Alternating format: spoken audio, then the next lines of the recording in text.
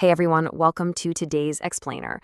We're looking at a piece of source material today that is, well, honestly, it's pretty profound.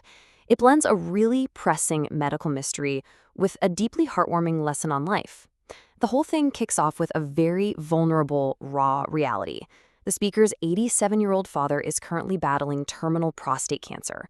And it's this incredibly personal experience that drives his urgent push to figure out why this specific disease is surging right now, and maybe more importantly, how we should be living our lives when faced with our own mortality. So let's just dive right into this. Okay, here's our roadmap for today. First, we'll look at the prostate cancer paradox, then recognizing hidden symptoms. After that, we'll get into the sources, dietary culprits, followed by the founder personality link. And we'll wrap up with living without regrets. So, part 1. The prostate cancer paradox. Let's look at this medical mystery. Right off the bat, you've got to see this stark contrast. Now, in the United States, prostate cancer rates have actually been steadily declining since the 1990s. But over in Japan, it's the exact opposite story. Cases over there are surging at a really alarming rate, literally to the point where it is currently the #1 most diagnosed cancer in men. And the source argues that no, this isn't just happening because Japan has an aging population. There's much more to it. Just to wrap your head around the sheer scale of this issue in Japan, take a look at this staggering number. 102,094. That is the number of brand new prostate cancer cases recorded in the year 2023 alone. It's an absolutely immense number, right? And it really underscores exactly why there's this urgent push in the source material to bring this topic into the spotlight. And unfortunately, with all those cases comes a really high mortality rate. 13,670 annual deaths. To put that into perspective, that number of fatalities is roughly 3 to 4 times higher than Japan's annual traffic fatalities. Think about that. You are statistically far more likely to lose your life to this disease in Japan than in a car accident. Moving on to part 2, recognizing the hidden symptoms, basically knowing what to actually look out for. First, let's just quickly break down the anatomy here. The prostate gland is a small organ, think roughly the size of a walnut, and it sits right below the bladder, surrounding the urethra. But when this gland enlarges, and the source notes it can sometimes grow to the size of a child's head in really severe cases, it dangerously compresses the bladder and the urethra. Visualizing this physical setup really helps us understand exactly why that enlargement triggers a whole cascading series of problems. So, what does that compression actually feel like day to day? Well, the symptoms include poor or delayed urine flow, this constant nagging sensation of residual urine, and frequent trips to the bathroom in the middle of the night.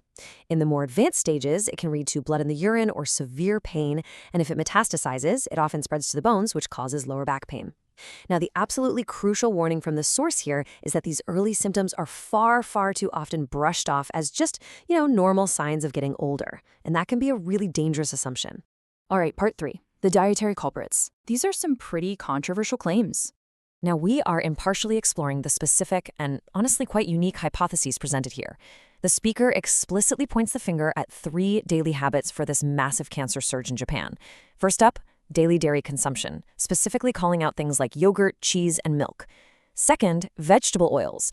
And interestingly, he links vegetable oil not just to prostate issues, but claims it's the real culprit behind everyday ailments too, like joint pain and shoulder stiffness. And finally, wheat and gluten, which he boldly describes as a primary trigger for cancer onset. Now, to be clear, we're not endorsing these claims as hard medical facts, but it is definitely a fascinating perspective to unpack.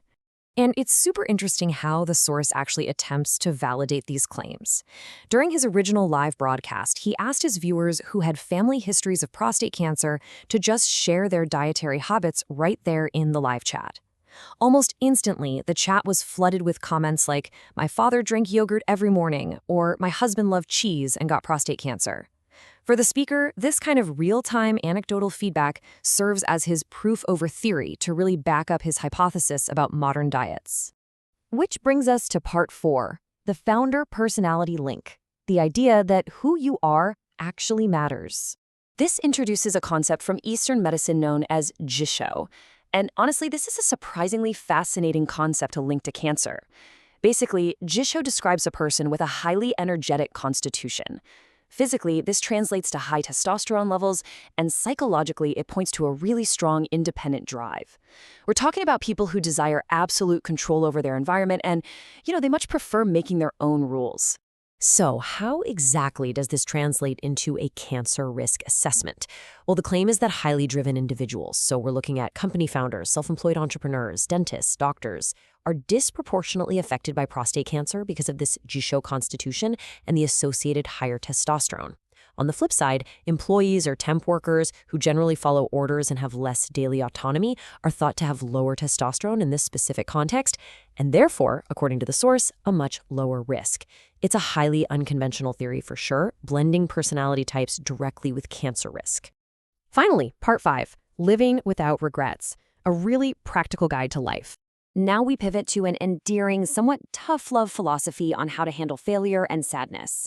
The source argues that sitting around crying or feeling sorry for yourself, it literally solves nothing. Instead, if you absolutely must feel regret, limit it to exactly 10 minutes of intense, deeply focused reflection. Set a timer if you have to. Once those 10 minutes are up, you move on, but with one strict rule: you never make the exact same mistake twice.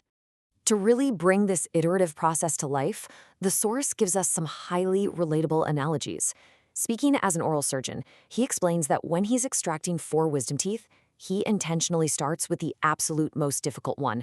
It's hard, sure, but he gathers immediate feedback on how the anesthesia is working, and then he applies that lesson to make the remaining 3 extractions so much faster and easier. He also compares life to a messy round of golf. Look, you're not going to hit a hole-in-one every single time. You are going to hit the bunker. But the goal isn't to be perfect. The goal is to analyze your swing so you don't hit the ball into the exact same bunker twice. Act fast, fail fast, and build yourself a massive toolkit for life. So, what should you really take away from all this? The core recommendation is to build these sweet, very actionable daily habits to live a more proactive life. Start small. Force yourself to order completely unknown drinks or foods at a restaurant just to experience something totally new, even if it ends up tasting awful. Say hello to a stranger if you're trying to practice a new language. Pick up the phone and call your aging parents right now while they are still healthy, so you aren't left standing in front of a grave full of unspoken words. And on a super practical level, just lay out your clothes and pack your bag before you go to bed. That way, you can sleep peacefully knowing you're fully prepared for whatever tomorrow brings. And that brings us to our final, really powerful conclusion. Drawing from the emotional weight of his father's final days, the speaker leaves us with this incredibly provocative question. If today were your last day, could you confidently say you lived with no regrets and completed everything you needed to do? It's a profound reminder, isn't it?